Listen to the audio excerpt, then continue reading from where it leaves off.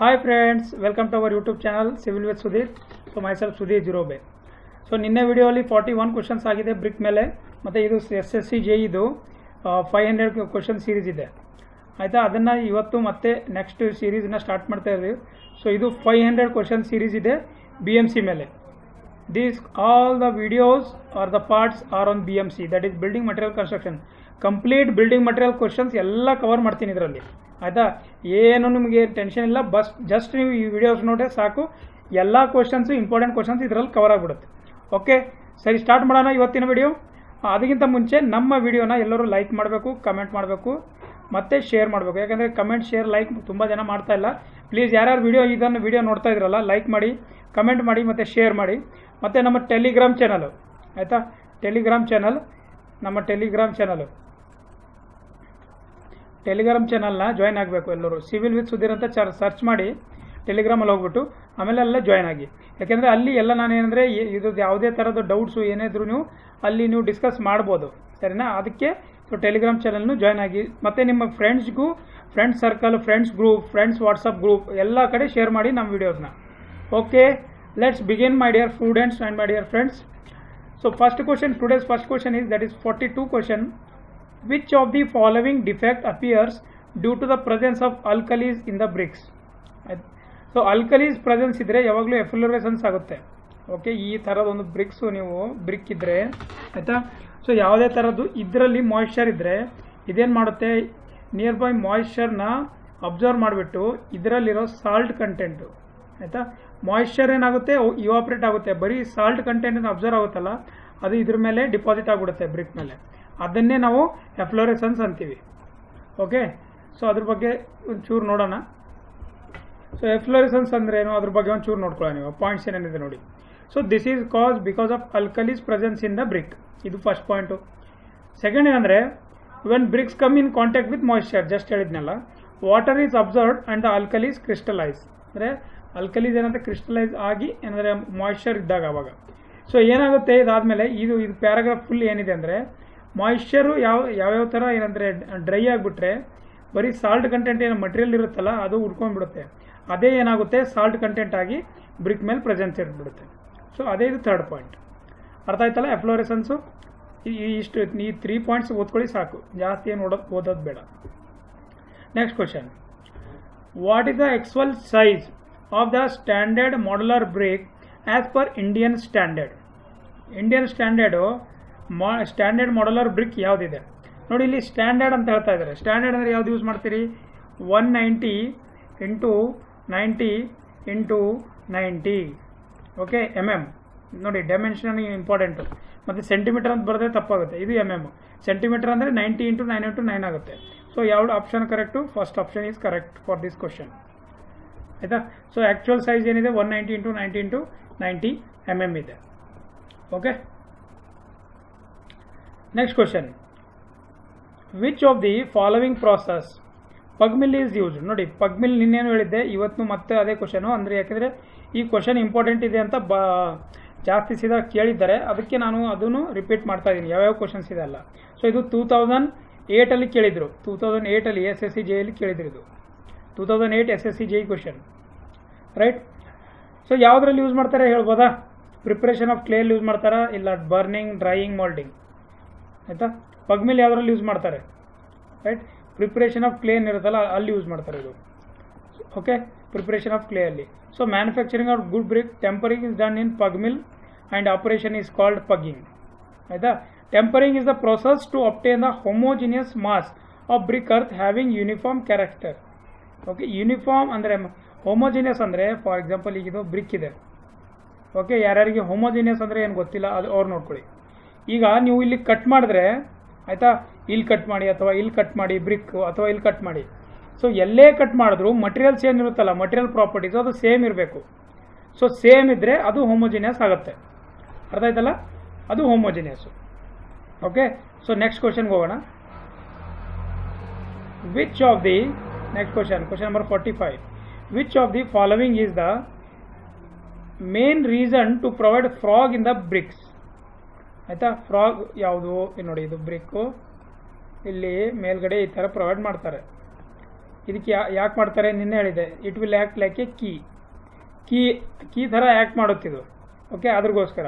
So ಇಲ್ಲಿ ಎಲ್ಲಿದೆ ನೋಡಿ, form key joint between brick and mortar. So answer ಇದಾಗುತ್ತೆ. ಸಿಂಪಲ್ ಆಗಿ ಕ್ವಶನ್ ಇದೆ, ಸಿಂಪಲ್ ಆಗಿ ಆನ್ಸರ್ ಮಾಡಬೇಕು. ಆಯಿತಾ. The main purpose of providing frog in brick is to form key joint between brick and mortar. ಆಯಿತಾ, ಇದು ಬಾಂಡಿಂಗ್ಗೆ ಹೆಲ್ಪ್ ಮಾಡುತ್ತೆ. ಮತ್ತೆ question number 46, the next question. For which of the following is the ideal warehouse is provided. ನೋಡಿ, first warehouse ಅಂದರೆ ಏನು ತಿಳ್ಕೊಳ್ಳಿ. What is warehouse? Warehouse ಅಂದರೆ, ಒಂದು ನಿಮಿಷ. ಸೊ ವೇರ್ ಹೌಸ್ ಅಂದರೆ ಏನಂದರೆ, ಇವಾಗ ನಮ್ಮ ಗೌರ್ಮೆಂಟು ಯಾವುದೇ ಸ್ಟೇಟ್ ಗೌರ್ಮೆಂಟ್ ಇರಲಿ ಅಥವಾ ಸೆಂಟ್ರಲ್ ಗೌರ್ಮೆಂಟ್ ಇರಲಿ, ಅವರು ಏನೇ ದವಸ ಧಾನ್ಯಗಳು ಇರುತ್ತಲ್ಲ, ನಮ್ಮ ದವಸ ಧಾನ್ಯಗಳು ಅಂತೀವಲ್ಲ ನಾವು, ಆಯಿತಾ, ಅಕ್ಕಿ, ಜೋಳ, ಇವೆಲ್ಲ ಇನ್ ಗ್ರೇನ್ಸ್ ಇರುತ್ತಲ್ಲ ಗೌರ್ಮೆಂಟ್ದು, ಅವ್ರೇನು ಮಾಡ್ತಾರೆ, ಒಂದು ಕಡೆ ಸ್ಟೋರೇಜ್ ಮಾಡ್ತಾರೆ. They will store in a place. ಆಯಿತಾ, ಆ ಪ್ಲೇಸ್ ಮಾಡೋ ಸ್ಟೋರ್ಗೆ ನಾವೇನಂತೀವಿ ಅಂದರೆ ವೇರ್ ಹೌಸ್ ಅಂತೀವಿ. Warehouse. ಆಯಿತಾ, ಅದಕ್ಕೂ ಸ್ವಲ್ಪ ಸ್ಟ್ಯಾಂಡರ್ಡ್ಸ್ ಇರುತ್ತೆ. ಆಯಿತಾ, ಈ ಥರ ಗ್ರೌಂಡ್ ಮೇಲೆ ಬಿಟ್ಟು ಈ ಥರ ಮಾಡಬೇಕು, ಒಂದ್ರ ಮೇಲೆ ಒಂದು ಎಷ್ಟು ಹೈಟ್ ಓದಬೇಕು, ಇದೆಲ್ಲ ವೇರ್ ಹೌಸ್ ಸ್ಟ್ಯಾಂಡರ್ಡ್ಸ್ ಇರುತ್ತೆ. ಇಲ್ಲಿ ನಮ್ಮ ಕ್ವಶನ್ ಏನಿದೆ ಅಂದರೆ, what is the following, which of the following is an ideal warehouse is provided. ನೋಡಿ, ವಾಟರ್ ಪ್ರೂಫ್ ಮೇಸನ್ರಿ ವಾಲ್ಸ್ ಇದು ಬೇಕು. ಯಾಕೆಂದರೆ ಈ ದವಸ ಧಾನ್ಯಗಳಿಗೆ ಮಾಯ್ಶ್ಚರ್ ಇದಾಗ್ಬಿಟ್ರೆ ಅದು ಕೆಟ್ಟೋಗ್ಬಿಡುತ್ತೆ. ಇದು ಕರೆಕ್ಟ್ ಆಗುತ್ತೆ ಪಾಯಿಂಟ್. ವಾಟರ್ ಪ್ರೂಫ್ ರೂಫು, ಯಾಕೆಂದ್ರೆ ಮತ್ತೆ ಮಾಯ್ಶ್ಚರ್ ನೀರು ಒಳಗಡೆ ಬರಲೇಬಾರ್ದು. ಆಯಿತಾ. Few Windows which remain generally closed. ಆಯಿತಾ, ಸ್ವಲ್ಪ ವಿಂಡೋಸ್ ಇರುತ್ತೆ, ಅದು ಕ್ಲೋಸ್ ಇರುತ್ತೆ. ಆಯಿತಾ, ಏರ್ ಸರ್ಕ್ಯುಲೇಷನ್ಗೆ ಇರುತ್ತೆ, ಬಟ್ ಅದನ್ನು ಕ್ಲೋಸ್ ಇರುತ್ತೆ. All of these. ಸೊ ಇದು ಆನ್ಸರ್ ಏನಾಗುತ್ತೆ, ಆಲ್ ಆಫ್ ದೀಸ್ ಆಗುತ್ತೆ. ಆಯಿತಾ. ವೇರ್ ಹೌಸ್ ಅಂದರೆ ಗೊತ್ತಾಯ್ತಲ್ಲ, ವೇರ್ ಹೌಸ್ ಅಂದರೆ ಕನ್ಫ್ಯೂಷನ್ ಏನೂ ಇಲ್ಲಲ್ಲ, ಕ್ಲಿಯರ್ ಅಲ್ಲ. ಓಕೆ, ನೋಡಿ ಇಲ್ಲೇನಿದೆ. So warehouse in commercial building ನೋಡಿ ಇದು. ಆಯಿತಾ, ಯಾವುದೇ ಕಮರ್ಷಿಯಲ್ ಇಸ್ ನಥಿಂಗ್ ಬಟ್ ನಮ್ಮ ಇನ್ಸ್ಟಿಟ್ಯೂಷನಲ್ ಬಿಲ್ಡಿಂಗು ಬೇರೆ, ಕಮರ್ಷಿಯಲ್ ಬೇರೆ, ರೆಸಿಡೆನ್ಷಿಯಲ್ ಬೇರೆ ಇರುತ್ತೆ. ಸೊ ಕಮರ್ಷಿಯಲ್ ಅಂದರೆ government, almost all government buildings ಇರುತ್ತಲ್ಲ. So storage of goods. Consideration for warehouses are, it should be waterproof masonry wall and waterproof so that moisture do not enter the inside. ಯಾಕೆಂದರೆ enter ಆಗೋರು ಏನಾಗುತ್ತೆ, ಈ ದವಸ ಧಾನ್ಯಗಳೆಲ್ಲ ಕೆಟ್ಟೋಗೋ chances ಇರುತ್ತೆ. ಯಾಕೆಂದರೆ ಅವ್ರು react ಆಗಿಬಿಡುತ್ತಲ್ಲ moisture ಜೊತೆ, ಅದಕ್ಕೆ. ಆಯ್ತಲ್ಲ, easy step, easy questions, easy answer. Next question. ಎಲ್ಲರೂ ಕ್ವಶನ್ ಮಾಡೋದು ಟ್ರೈ ಮಾಡಬೇಕು. ಎಲ್ಲರೂ ಕಮೆಂಟ್ ಮಾಡಿ. ಯಾರ್ಯಾರು ವಿಡಿಯೋ ನೋಡ್ತಾ ಇದ್ದೀರಾ, ಕ್ವಶನ್ ಓದ ತಕ್ಷಣ ಟಕ್ಕಂತ ಆನ್ಸರಲ್ಲಿ ನೀವು ಕ್ವಶನ್ ನಂಬರ್ ಹಾಕ್ಬಿಟ್ಟು ಆನ್ಸರ್ ಕಳಿಸ್ಬೇಕು. Okay, next question number 47. Which of the following represents the nominal size of the modular brick. ಎಷ್ಟು ಸಲ ಈ 3 ವಿಡಿಯೋಲಿ ಇಲ್ಲ ಅಂದ್ರೂ ಒಂದು 10 ರಿಂದ 12 ಸಲ ಈ ಕ್ವಶನ್ ಬಂದಿದೆ. ಆಯಿತಾ, ನಾ ಮಾಡ್ತಾ ಇರೋದು 3ನೇ ವಿಡಿಯೋಲಿ ಬಂದಿದೆ. ಯಾಕೆಂದರೆ ಇದು ಎವ್ರಿ ಕ್ವಶನ್ ಪೇಪರಲ್ಲಿ ಇದು ಒಂದು ಕ್ವಶನ್ ಪಕ್ಕಾ ಬರುತ್ತೆ. ಯಾಕಂದರೆ ತುಂಬ ಜನ ಕನ್ಫ್ಯೂಷನಲ್ಲಿ ಇರ್ತಾರೆ. ಇಲ್ಲಿ ನೋಡಿ, ಇಲ್ಲಿ MML ಕೇಳಿದ್ದಾರೆ. ನಾಮಿನಲ್ ಸೈಜು ಇವಾಗ ಯಾವ್ದು ಹಾಕ್ತೀರಾ? ನಾಮಿನಲ್ ಸೈಜ್ ಅಂದರೆ ಯಾವ್ದು ಹಾಕ್ತೀರಾ? 200 ಇಂಟು ಎಷ್ಟು? 200 ಇಂಟು 100 ಇಂಟು 100 ವಾಟ್? MM. ಆಯಿತಾ, ಇದು ನಾಮಿನಲ್ ಸೈಜು. ಆಯಿತಾ, ಇದು nominal size 200 into 100 into 100 mm. ಅದೇ ಬೇರೆ ಸೈಜ್ ಯಾವುದಾದ್ರೆ ಸ್ಟ್ಯಾಂಡರ್ಡ್ ಸೈಜ್ ಏನಾಗುತ್ತೆ, 19 ಇಂಟು 9 ಇಂಟು 9 ಸೆಂಟಿಮೀಟರು. ಇದು ನಮ್ಮ ನಾಮಿನಲ್ ಸೈಜ್. ಡಿಫ್ರೆನ್ಸ್ ಇದು ಗೊತ್ತಾಗುತ್ತಲ್ಲ. ಮತ್ತೊಂದಿದೆ, ಅದು ಕನ್ವೆನ್ಷನಲ್ ಟೈಪ್, ಅದು ಇಂಚಲ್ಲಿರುತ್ತೆ, 9 ಇಂಚು 4.5 ಇಂಚ್ ಅಂತ. ಆಯ್ತಲ್ಲ. ನೋಡಿ next question. Calculate the number of bricks required for a 5 cubic metre of brick wall. ಆಯಿತಾ, 5 ಕ್ಯೂಬಿಕ್ ಮೀಟರ್ ಬ್ರಿಕ್ ವಾಲ್ ಅಂತ ಕ್ಯಾಲ್ಕುಲೇಟ್ ಮಾಡೋದಿದೆ. ನಿಮಗೆ ನಿನ್ನೆನೇ ಹೇಳಿದ್ದೆ ನಾನು, ಯಾವುದೇ ಥರದ್ದು ಏನೇ ಕೊಡಲಿ ವರ್ಕ್ ಏನಿರುತ್ತಲ್ಲ ಇಲ್ಲಿ ಮೇಲ್ಗಡೆ ಇರುತ್ತೆ. ಆಮೇಲೆ ಇದು volume, work divide by volume. ಇವಾಗ ವರ್ಕ್ ಎಷ್ಟು ಕೊಟ್ಟಿದ್ದಾರೆ? 5 ಮೀಟರ್ ಕ್ಯೂಬ್ ಕೊಟ್ಟಿದ್ದಾರೆ. ಆಯಿತಾ, 5 ಮೀಟರ್ ಕ್ಯೂಬ್ ವರ್ಕ್ ಇದೆ. ಡಿವೈಡೆಡ್ ಬೈ ವಾಲ್ಯೂಮ್ ಎಷ್ಟಿದೆ ನಮ್ಮದು? ಸ್ಟ್ಯಾಂಡರ್ಡ್ ಸೈಜ್ ಏನು ತಗೋತೀವಿ? 0.2 ಇಂಟು 0.2 ಇಂಟು 200 ಇಂಟು 20 0.02 ಬರುತ್ತೆ. ಇದು 02 ಇಂಟು 0.02 ಈ ಥರ ಬರುತ್ತೆ. ಅರ್ಥ ಆಯ್ತಲ್ಲ. ಇದು ನೋಡಿ, 5 divided by volume of the size of the brick, ಅದನ್ನು ಡಿವೈಡ್ ಮಾಡಿದ್ರೆ ಬರುತ್ತೆ. ಇಲ್ಲಿದೆ ನೋಡಿ, 0.2 ಇಂಟು 0.1 ಇಂಟು 0.1. ಆಯಿತಾ.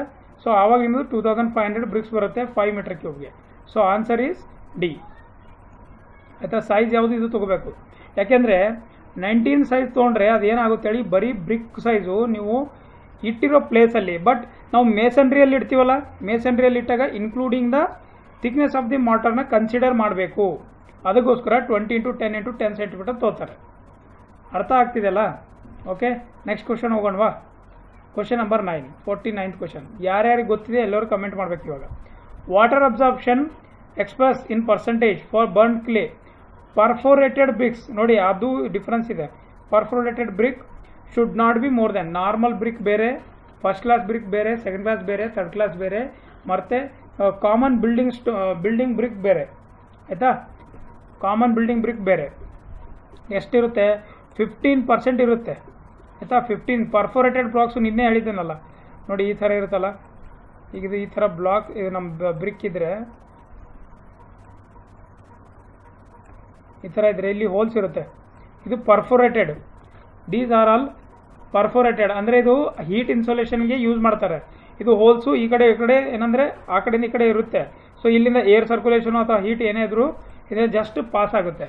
ಸೊ 40% ಏನಿರುತ್ತೆ, ಇದು ಕವರ್ ಏರಿಯಾ ಇರುತ್ತೆ. ಇದು 40%, ಇದ್ರದ್ದು ಏರಿಯಾ 40% ಇರುತ್ತೆ.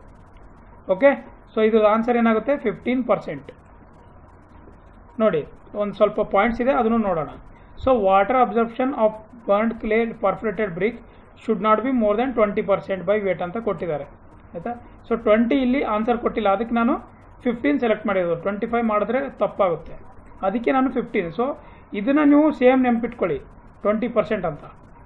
ಓಕೆ, ಇದು ಫಸ್ಟ್ ಪಾಯಿಂಟು. ನೆಕ್ಸ್ಟ್ ಪಾಯಿಂಟು, ಇದು ಫಸ್ಟ್ ಆಯಿತು. Other properties of clay perforated bricks are as follows. 60% less weight than the solid concrete block. ನೋಡಿ ಇದು ಗೊತ್ತಿದೆಯಲ್ಲ ನಿಮಗೆ, ಸಾಲಿಡ್ ಕಾಂಕ್ರೀಟ್ ಬ್ಲಾಕ್ ಮತ್ತು ಬ್ರಿಕ್ಗೆ ಸ್ವಲ್ಪ ಡಿಫ್ರೆನ್ಸ್ ಇರುತ್ತೆ. ಬ್ಲಾಕು ಸ್ವಲ್ಪ ಸೈಜು ಜಾಸ್ತಿ ದೊಡ್ಡದಾಗಿರುತ್ತೆ. ಆಯಿತಾ, ಸೇಮ್ ಅದೇ ಥರ ಇರುತ್ತೆ ಬ್ರಿಕ್ ಇದ್ದಂಗೆ, ಬಟ್ ಲೆಂತಲ್ಲಿ ಜಾಸ್ತಿ ಇರುತ್ತೆ. ಲೆಂತು, ಬ್ರೆಡ್ತು, ಡೆಪ್ತ್ ಎಲ್ಲ ಚೇಂಜ್ ಆಗಿಬಿಡುತ್ತೆ. ಒಂಥರ ಸ್ಟೋನ್ ಥರನೇ ಇರುತ್ತೆ, ಬಟ್ ಸೈಜ್ ಮಟೀರಿಯಲ್ ಏನು ಅಂದರೆ ಕಾಂಕ್ರೀಟ್ ಯೂಸ್ ಮಾಡಿರ್ತಾರೆ. ಆಯಿತಾ, ಅದಕ್ಕೆ ಕಾಂಕ್ರೀಟ್ ಬ್ಲಾಕ್ ಇರ್ತಾರೆ. ಸೊ ಇದರಿಂದ 60% ಕಮ್ಮಿ ಇರುತ್ತೆ ಅಂತ ಹೇಳ್ತಾ ಇದ್ದಾರೆ. ಫಾರ್ ಎಕ್ಸಾಂಪಲ್ ಇದ್ರದ್ದು ಒಂದು 8 kg ಏನಾದರೂ ವೇಟ್ ಇದ್ದರೆ ಅದ್ರದ್ದು 60% ಕಮ್ಮಿ ಇರುತ್ತೆ ಅಂತ ಹೇಳ್ತಾ ಇದ್ದಾರೆ. ಗೊತ್ತಾಯ್ತಲ್ಲ, ಆ ಥರ. ಇದೊಂದು point. Next, it's density is approximately 690 to 790 kg per meter cube. 690 to 790. It's large in size and low weight. Low ಇರುತ್ತೆ, ಬಟ್ ಸೈಜ್ ಇದ್ರದ್ದು ಏನಿರುತ್ತೆ ಹೇಳಿ, ಜಾಸ್ತಿ ಇರುತ್ತೆ, ಉದ್ದ ಇರುತ್ತೆ ಇದು. ಮತ್ತು large area size and low weight, ಜಾಸ್ತಿ ಏರಿಯಾನೂ ಕವರ್ ಮಾಡುತ್ತೆ ಇದು. ಕಂಪ್ರೆಸಿವ್ ಸ್ಟ್ರೆಂತ್ ಎಷ್ಟಿರುತ್ತೆ? 7 MPa ಅಂದರೆ 7 Nm/mm². ಸ್ಟ್ರೆಂತ್ ಸ್ವಲ್ಪ ಕಮ್ಮಿ ಇದೆ. ಆಯಿತಾ, ಬಟ್ ನಾರ್ಮಲ್ ಬಿಲ್ಡಿಂಗ್ ಬ್ರಿಕ್ಸ್ಗಿಂತಂತೂ ಜಾಸ್ತಿ ಇದೆ. Right. It has excellent thermal insulation. ಇದು ಇಂಪಾರ್ಟೆಂಟ್ ನೋಡಿ, ಇದು ಇಂಪಾರ್ಟೆಂಟ್. ಯಾಕೆಂದರೆ ಥರ್ಮಲ್ ಇನ್ಸುಲೇಷನ್ಗೋಸ್ಕರ ಈ ಟೈಪ್ ಆಫ್ ಬ್ರಿಕ್ಕು ನಾವು ಯೂಸ್ ಮಾಡ್ತೀವಿ. Okay, so question number next is question number 50. Question number 50. What is the thickness of 1.5 brick wall made up of standard modular brick? Question ಅರ್ಥ ಮಾಡ್ಕೊಳ್ಳಿ, ತುಂಬ ಈಸಿಯಾಗಿದೆ, ಏನು ಅಷ್ಟೇನು ಕಷ್ಟ ಇಲ್ಲ. Thickness of 1.5. ಈಗ ನೋಡಿ, ಇದು ಒಂದು ಈ ಥರ ನೀವು ಬ್ರಿಕ್ ಲೇ ಮಾಡಿದ್ರೆ ಇದ್ರದ್ದು ಥಿಕ್ನೆಸ್ ಏನಾಗುತ್ತೆ? ಇದು ಒಂದು ಫುಲ್ ಇದೆ, ಇದ್ರದ್ದು ಲೆಂತ್ ಏನಾಗುತ್ತೆ? ಇದು 20 ಆಗುತ್ತೆ. ಆಯಿತಾ, ಇದ್ರದ್ದು ಹಾಫ್ ಅಂದರೆ ಎಷ್ಟಾಗುತ್ತೆ? 20/2 ಅಂದರೆ 10 ಆಗುತ್ತೆ.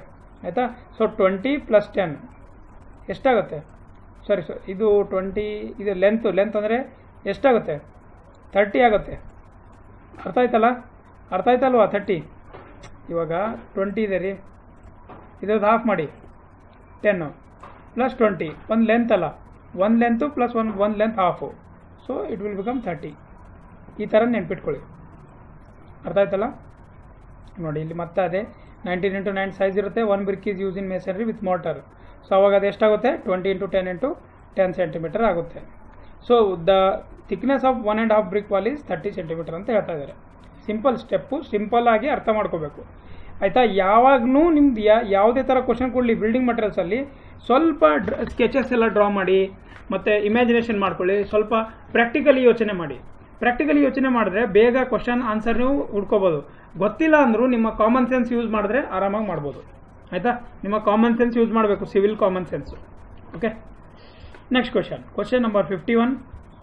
Which of the following is the most important characteristics of the alumina in the brick earth?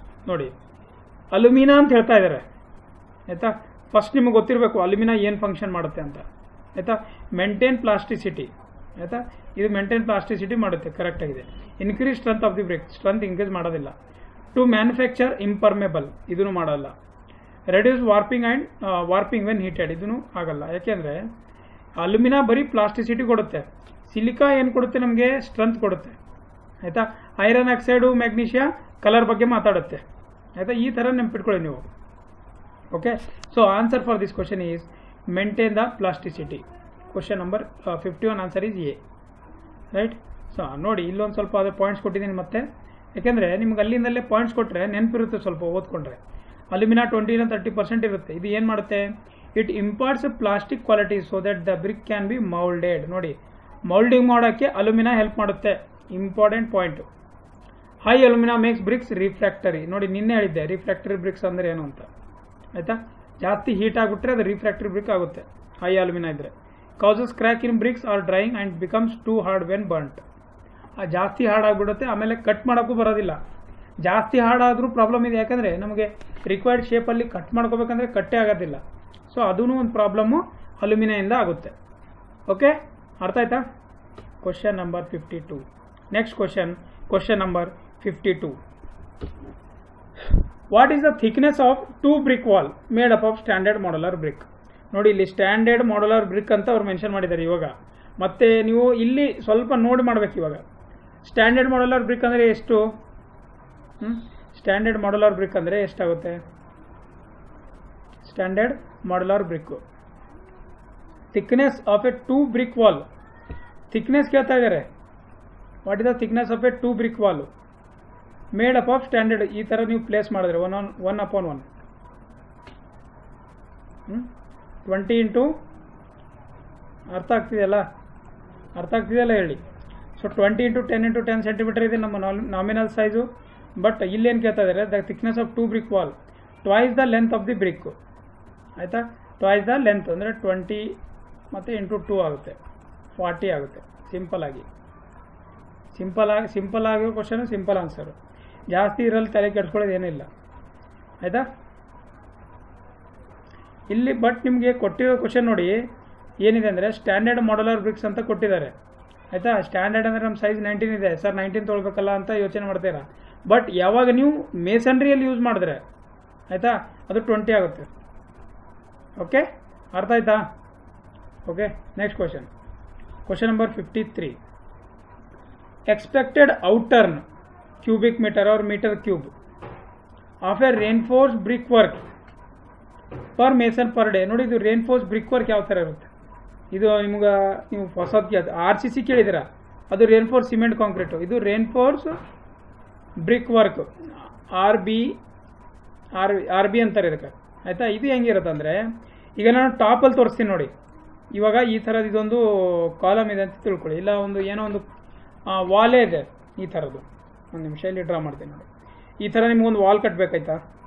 Okay, so ನೀವು ವಾಲ್ ಇಷ್ಟು ಪ್ಲೇಸಲ್ಲಿ ನಿಮ್ಗೆ ವಾಲ್ ಕಟ್ಟೋದಿದೆ. ಅಲ್ಲೇನು ಮಾಡ್ತಾರೆ ಅಂದರೆ ಇಲ್ಲೊಂದು ರಾಡು, ಇಲ್ಲೊಂದು ಸ್ಟೀಲ್ ರಾಡು, ಇಲ್ಲೊಂದು at A interval of place ಅದು ಎಷ್ಟು ಇದು ಕ್ಯಾಲ್ಕುಲೇಟ್ ಮಾಡಿರ್ತಾರೆ ಅಷ್ಟರಲ್ಲಿ ಈ ಥರ ಹಾಕಿ ಬ್ರಿಕ್ನ ಈ ಥರ ಪ್ಲೇಸ್ ಮಾಡ್ಕೋತಾರೆ. ಆಯಿತಾ, ಬ್ರಿಕ್ನ ಈ ಥರ ಪ್ಲೇಸ್ ಮಾಡ್ಕೋತಾರೆ. ಅದನ್ನು ನಾವು ರೇನ್ಫೋರ್ಸು ಬ್ರಿಕ್ ವರ್ಕ್ ಅಂತೀವಿ. ಅದನ್ನೇ ಎಲ್ಲಿ ಕೇಳ್ತಾ ಇರೋದು ಅವರು, ಪರ್ ಮೇಸನ್ ಎಷ್ಟಾಗುತ್ತೆ ಅಂತ. ಪರ್ ಮೇಸನ್ ಯಾವತ್ತೂ 1 ಮೀಟರ್ ಕ್ಯೂಬ್ ಮಾಡ್ಬೋದು ಅವನು. 1 ಮೀಟರ್ ಕ್ಯೂಬ್ವರೆಗೂ ಅವನು ವರ್ಕ್ ಮಾಡ್ಬೋದು. ಇದು ಸ್ಟ್ಯಾಂಡರ್ಡ್ ಇದೆ, ಸ್ಟ್ಯಾಂಡರ್ಡ್ ನೆನ್ಪಿಟ್ಕೊಳ್ಳಿ. ಆಯಿತಾ, ಇದು ಎಸ್ಟಿಮೇಟಿಂಗ್ ಕಾಸ್ಟಲ್ಲಿ ಮತ್ತೆ ಡಿಸ್ಕಸ್ ಮಾಡೋಣ, ಯಾಕೆಂದರೆ ಇದು ಎಸ್ಟಿಮೇಟಿಂಗ್ ಕಾಸ್ಟಿಂಗ್ ಬರುತ್ತೆ, ಅದ್ರ ಬಗ್ಗೆ ಇದೆ. Question number 54. Which of the following type of stone is use in the rubble masonry? ನೋಡಿ, ಇಲ್ಲಿ 2 ಟೈಪ್ ಆಫ್ ಮೇಸನ್ರಿ ಇರುತ್ತೆ. ಒಂದು ನಿಮಿಷ ಇಲ್ಲಿ ಹೇಳ್ತೀನಿ ನೋಡಿ, ಇಲ್ಲಿದೆ. So you have totally 2 types of masonry. One is rubble masonry, one is ashlar masonry. ನೋಡಿ, ರಬ್ಬಲ್ ಮೇಸನ್ರಿ ಅಂದರೆ ಏನು ಹೇಳ್ತೀನಿ ನೋಡಿ. ರಬ್ಬಲ್ ಮೇಸನ್ರಿ ಅಂದರೆ, ಒಂದು ನಿಮಿಷ, ಈಗ ನಾನು ಡ್ರಾ ಮಾಡಿ ತೋರಿಸ್ತೀನಿ. ರಬ್ಬಲ್ ಮೇಸನ್ರಿ ಡ್ರಾ ಮಾಡ್ತಾ ಇದ್ದೀನಿ. ಆಯಿತಾ, ಈ ಥರ ಈಗ ಒಂದು ವಾಲ್ ಇದೆ ಅಂತ ತಿಳ್ಕೊಳ್ಳಿ. ಈ ಥರ ನಿಮಗೆ ವಾಲ್ ಕನ್ಸ್ಟ್ರಕ್ಟ್ ಮಾಡಬೇಕಿದೆ. ರಬ್ಬಲ್ ಮೇಸನ್ರಿಯಲ್ಲಿ ಏನಾಗುತ್ತೆ, ಇರ್ರೆಗ್ಯುಲರ್ ಶೇಪ್ ಸ್ಟೋನ್ ಯೂಸ್ ಮಾಡ್ತಾರೆ. ಇದು ಸ್ಟೋನ್ ಈ ಥರ ಇರುತ್ತೆ ಸ್ಟೋನ್ಸ್ ಎಲ್ಲ. ಆಯಿತಾ, ಈ ಥರ ಸ್ಟೋನ್ಸ್ ಎಲ್ಲ ಇರುತ್ತೆ, ಈ ಥರನೂ ಇರುತ್ತೆ, ಈ ಥರ.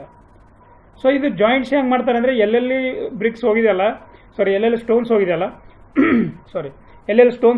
ಅಲ್ಲೆಲ್ಲ ಜಾಯಿಂಟ್ಸ್ ಮಾಡಿಬಿಡ್ತಾರೆ ಈ ಥರ. ಅರ್ಥ ಆಗ್ತಿದೆಯಲ್ಲ? ಈ ಥರ ಜಾಯಿಂಟ್ಸ್ ಮಾಡ್ತಾರೆ. ಇದು ಯಾವುದು ರಬ್ಬಲ್ ಮೇಸನ್ರಿ. ಸೊ ಇರ್ರೆಗ್ಯುಲರ್ ಶೇಪ್ ಇರುತ್ತೆ ಮತ್ತೆ ಆಯ್ತಾ. These masonry having rough dressing and having wide joint. Rough dressing ಇರುತ್ತೆ, ಜಸ್ಟ್ ಕ್ವೈರಿಂಗ್ ಮಾಡಿದ್ಮೇಲೆ ತಂದು ಡೈರೆಕ್ಟಾಗಿ ಯೂಸ್ ಮಾಡ್ಬೋದು, ಅದು ರಬ್ಬಲ್ ಮೇಸನ್ರಿ ಅಲ್ಲಿ. ಆಸ್ಲರ್ ಮೇಸನ್ರಿ ಅಂದರೆ ಅದಕ್ಕೆ ಡ್ರೆಸ್ಸಿಂಗ್ ಮಾಡ್ತಾರೆ, ಕ್ವೈರಿ ಮಾಡಿ ತಂದ ಮೇಲೆ ಅದನ್ನು ಡ್ರೆಸ್ಸಿಂಗ್ ಮಾಡಿಬಿಟ್ಟು ಕರೆಕ್ಟಾಗಿ ಈವನ್ ಶೇಪ್ ಆ್ಯಂಡ್ ಸೈಜಿಗೆ ತೊಗೊಂಡು ಬಂದುಬಿಟ್ಟು ಮಾಡಿ ಆಮೇಲೆ ಅದನ್ನು ವಾಲಲ್ಲಿ ಯೂಸ್ ಮಾಡ್ತಾರೆ. ಅದು ಸೇಮು ನಮ್ಮದು ಬ್ರಿಕ್ ಮೇಸನ್ರಿ ಥರ ಕಾಣುತ್ತೆ ಈ ಥರ ಆಯಿತಾ. ಕರೆಕ್ಟ್ ಶೇಪ್ ಆ್ಯಂಡ್ ಸೈಜ್ ಥರ ಇರುತ್ತೆ. ಸೊ ಇದು ನಮ್ಮದು ಆಸ್ಲರ್ ಮೇಸನ್ರಿ ಈ ಥರ ಇರುತ್ತೆ right. So smooth face of the stone ಇರುತ್ತೆ, smooth dressing, regular fine joints of the 3 mm thick. ಇದು 3 mm ತಿಕ್ಕು ಜಾಯಿಂಟ್ಸ್ ಇರುತ್ತೆ, ಇದು ಅರ್ಥ ಆಯ್ತಲ್ಲ. ಸೊ ಈ ಥರ ಜಾಯಿಂಟ್ಸ್ ಇರುತ್ತೆ ಆಯಿತಾ. ಇದು ಅರ್ಥ ಆಯ್ತಲ್ಲ. ಈಗ ಕ್ವಶನ್ ನೋಡಿ ಫಸ್ಟ್ ಏನಿದೆ ಈಗ. Which of the following type of stone is use in the rubble masonry. ಇವಾಗ ಆನ್ಸರ್ ಮಾಡ್ಬೋದಲ್ಲ. ರಬ್ಬಲ್ ಮೇಸನ್ರಿ ಯಾವ ಥರ ಇರುತ್ತೆ? ರಬ್ಬಲ್ ಮೇಸನ್ರಿ ಹಾರ್ಡ್ ಇರುತ್ತೆ ಆಯಿತಾ. ಹಾರ್ಡ್ ಇರೋದು ಯೂಸ್ ಮಾಡ್ತಾರೆ. ಹೆವಿ ವೇಟೆಡು, ಲೈಟ್ ವೇಟು, ಸ್ಮೂತ್ ಇವೆರಡು ಯೂಸ್ ಮಾಡಲ್ಲ. ಸೊ ಓನ್ಲಿ ಇದು ಯೂಸ್ ಮಾಡ್ತಾರೆ. ಯಾಕಂತ ಇವಾಗ ಜಸ್ಟ್ ಇಲ್ಲಿ ಎಕ್ಸ್ಪ್ಲೇನ್ ಮಾಡಿದ್ದೇನೆ ಆಯಿತಾ. ಇಲ್ಲಿ ನೋಡಿ, ಇಲ್ಲಿ ಇಡ್ತೀನಿ, ವಿಡಿಯೋ ಪಾಸ್ ಮಾಡಿಕೊಂಡು ಆರಾಮಾಗಿ ಓದ್ಕೊಳ್ಳಿ. ನೆಕ್ಸ್ಟ್ ಕ್ವಶನ್ ಹೋಗೋಣ ಫ್ರೆಂಡ್ಸ್. ನೋಡಿ question number 55. What is the thickness in inches of the one brick wall made up of traditional bricks ಅಂತ ಕೇಳ್ತಾ ಇದ್ದಾರೆ. ಇಂಚಸಲ್ಲಿ ಕೇಳಿದ್ದಾರೆ ಆಯಿತಾ. ಸೊ 9 ಇಂಚು ಸೈಜ್ ಏನಿದೆ ನಮ್ಮದು, 9 inch into 4.5 into 3 inch, 4.5 into 3 inch. ಇದು ಏನಿದೆ ನಮ್ಮದು traditional size of the brick ಇದೆ ಆಯಿತಾ. ಇದು ಟ್ರೆಡಿಷನಲ್ ಸೈಜು. ಟೋಟಲ್ 3 ಇದೆಯಲ್ಲ, ಸ್ಟ್ಯಾಂಡರ್ಡು, ಮಾಡ್ಯುಲರು ಮತ್ತು ಟ್ರೆಡಿಷನಲ್ಲು. ಇವು 3 ನೆನ್ಪಿಡಬೇಕು. ಸ್ಟ್ಯಾಂಡರ್ಡು 19 ಇಂಟು 9 ಅಂತ ಬರುತ್ತೆ, ಇದು 20 ಇಂಟು ಸ್ಟಾರ್ಟ್ ಆಗುತ್ತೆ. ಇದು 9 ಇಂಚು 4.5 ಇಂಟು 3 ಇಂಚ್, ಇದು ಇಂಚಲ್ಲಿ ಮಾಡ್ತಾರೆ. ಓಕೆ, ಅರ್ಥ ಆಯ್ತಾ. ಕ್ವಶನ್ ನಂಬರ್ 55 ಆನ್ಸರ್ ಯಾವ್ದು ಬರುತ್ತೆ ಹೇಳಿ? ಆನ್ಸರ್ ಬರುತ್ತೆ 1. Next question. Efflorescence in brick causes due to. ತುಂಬ ಈಸಿ ಕ್ವಶನ್. ಇವಾಗೆ ಜಸ್ಟ್ ಹೇಳಿದ್ದೆ. ಯಾವುದಕ್ಕಾಗುತ್ತೆ? ಎಕ್ಸಸ್ ಬರ್ನಿಂಗ್ ಆಗಲ್ಲ. High content of silt in brick ಆಗೋದಿಲ್ಲ. Presence of soluble salt in parent clay ಇದಾಗುತ್ತೆ. Okay, so answer for this question is D ಆಯಿತಾ. Salt content ಬಗ್ಗೆ just explain ಮಾಡಿದ್ದೆ, ಮತ್ತೆ ಅದೇ ಇದೆ ಅಲ್ಲಿ ನೋಡಿ, ಮತ್ತೆ ಅದೇ ಹೇಳ್ತಾ ಇದ್ದಾರೆ. Efflorescence is caused due to the presence of soluble salts ಅಂತ ಸ್ವಲ್ಪ ಥಿಯರಿ ಇದೆ, ನೀವು ನೋಡ್ಕೋಬೋದು. Next, how many bricks are required for 1 cubic meter of brick masonry work? ತುಂಬ ಈಸಿ ಇದೆ ರೀ. ಮತ್ತೆ 500 ಆಯಿತಾ. ಇದು ನೋಡಿ ಎಷ್ಟು ಸಲ ಕ್ವಶನ್ ರಿಪೀಟ್ ಮಾಡಿದ್ದಾರೆ. SSCL ಅಂತೂ ರಿಪೀಟೆಡ್ ಆವಾಗ ಆಗ್ತಿತ್ತು, ಇವಾಗ ಫುಲ್ಲು ಪ್ಯಾಟರ್ನ್ ಚೇಂಜು. ನಾವು ನೋ ರಿಪೀಟೆಡ್ ಕ್ವಶನ್ ಇಲ್ಲ, ಬಟ್ ರಿಲೇಟೆಡ್ ಕ್ವಶನ್ ಇದೆ ನೋಡಿ. ರಿಪೀಟೆಡ್ ಇಲ್ಲ, ರಿಲೇಟೆಡ್ ಇದೆ. ಬ್ರಿಕ್ ಮೇಲೆ ಕ್ವಶನ್ ಕೇಳ್ತಾರೆ, ಬಟ್ ಯಾವ ಕ್ವಶನ್ ಕವರ್ ಮಾಡಿಲ್ಲ ಇಲ್ಲಿವರೆಗೂ, ಅದು ಕೇಳ್ತಾ ಇದ್ದಾರೆ ನಮ್ಮ SSC JE ಅಲ್ಲಿ. ತುಂಬ ಜನ SSC JE ಬರಿತಾ ಇದ್ದಾರೆ, ಚೆನ್ನಾಗಿ ಓದ್ಕೊಳ್ಳಿ. ಯಾಕೆಂದರೆ ಈ questions SSC JE KPSC JE ಎರಡರದ್ದು ಮಿಕ್ಸ್ ಕ್ವಶನ್ಸ್ ಇದೆ. ಓಕೆ, ಇದು ನೋಡಿ, ಇದಂತೂ ನಿಮಗೆ ಗೊತ್ತೇ ಇದೆಯಲ್ಲ, 500 ಯಾವ ಥರ ಕ್ಯಾಲ್ಕುಲೇಟ್ ಮಾಡಬೇಕಂತ. Work divided by volume right. Next question. Question number 58.